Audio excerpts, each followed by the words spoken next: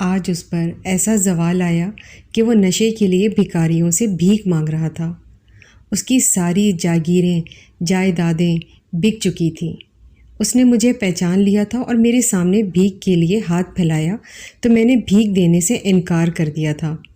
بدلے میں اسے کھانا کھلانے کی آفر دی۔ اس نے میری آفر کو ٹھکرا دیا تھا۔ میں نے اس سے اس حال میں پہنچنے کی وجہ پوچھی تو اس نے قسمت کو سارا قصوروار ٹھہراتے ہوئے کہا تھا، بس خدا کو یہی منظور تھا۔ میں نہ چاہتے ہوئے بھی عادت کے ہاتھوں مجبور ہو کر اس کے پاس بیٹھ گیا اور اس کو بتایا کہ چودھری خادم نواز صاحب آپ اپنے علاقے کے سب سے بڑے ذمہ دار تھے۔ آپ کے پاس دولت کے انبار تھے۔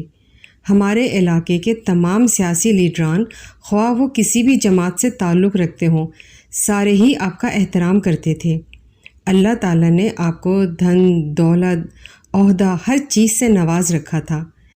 کیا تب آپ نے کبھی رب کا شکر ادا کیا؟ کیا کبھی کہا کہ میری تقدیر کی وجہ سے مجھ پر اللہ تعالیٰ کی سب عنایتیں ہیں؟ کیا اپنے عروج میں کبھی ایک دن بھی تم نے اللہ تعالیٰ کی رضا کو مد نظر رکھ کر کوئی قدم اٹھایا؟ کیا کبھی مخلوق خدا سے محبت کی؟ میں نے تھوڑا توقف کیا اور اس کے جواب کا انتظار کرنے لگا، مگر اس نے کوئی جواب نہ دیا تو میں ایک بار پھر گویا ہوا اور اپنے تمام سوالات کا جواب خود دیتے ہوئے کہا، نہیں۔ میرا جواب سن کر اس نے ہاں میں سر ہلانے پر اکتفا کیا، جیسے میری بات سے متفق ہو۔ اس کے بعد میں نے اسے اس کا ایک ظلم یاد کرواتے ہوئے بتایا کہ تمہیں یاد ہے، رمضان المبارک کا مہینہ تھا، تو ڈیرا پر بیٹھا تھا، تیری فصل سے راہ گزر 3 عورتوں نے 5 گنے توڑ لیے تھے۔ تو نے ان عورتوں کو پکڑ لیا تھا، ان پر غضبناک ہوا تو انہوں نے گنے واپس کر دیے۔ تو نے اس کے باوجود بھی انہیں معاف نہ کیا تو انہوں نے جرمانہ بھرنے کی حامی بھر لی۔ تو نے جرمانے کے طور پر ان سے سارا مال متاع چھین لیا، یہاں تک کہ بازار سے خرید کر لایا ہوا گھریلو ساز و سامان بھی تم نے چھین لیا، لیکن اس کے باوجود بھی تو نے ان کو معاف نہ کیا۔ رمضان المبارک کے بابرکت مہینے میں مجبور، لاچار، مسافر عورتوں نے تجھے خدا، رسول صلی اللہ علیہ وآلہ وسلم اور قرآن کے واسطے دیے، مگر تو نے انہیں معاف نہ کیا، یہاں تک کہ انہیں ڈیرے پر لے جا کر برہنہ کر کے انہی گنوں سے ان پر تشدد کیا۔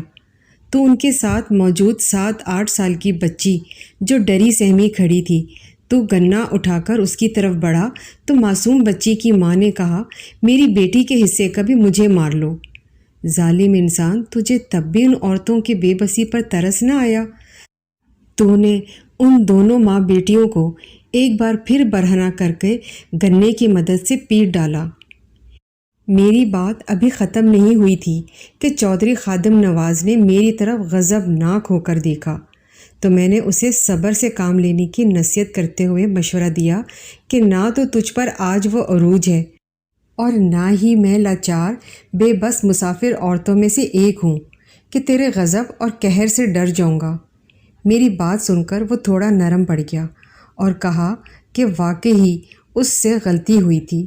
اس کی بات سن کر مجھے حیرت ہوئی تھی کہ اسے آج بھی وہ بات صرف غلطی لگتی ہے، جس نے ساری زندگی کے لیے ماں بیٹی کو ایک دوسرے کے سامنے نظر اٹھا کر رہنے کے قابل نہ چھوڑا تھا۔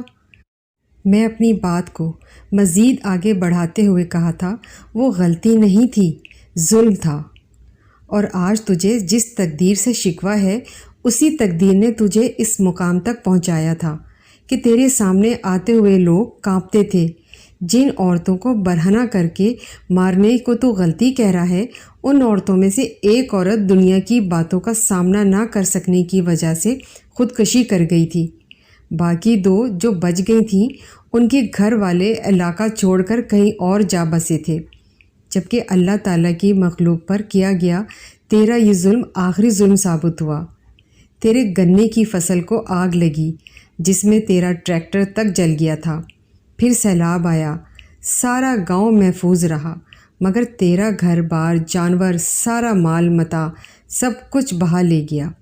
پھر تو نے اسی غم میں نیم پاگل ہو گیا تو نشے کا استعمال کرنے لگا۔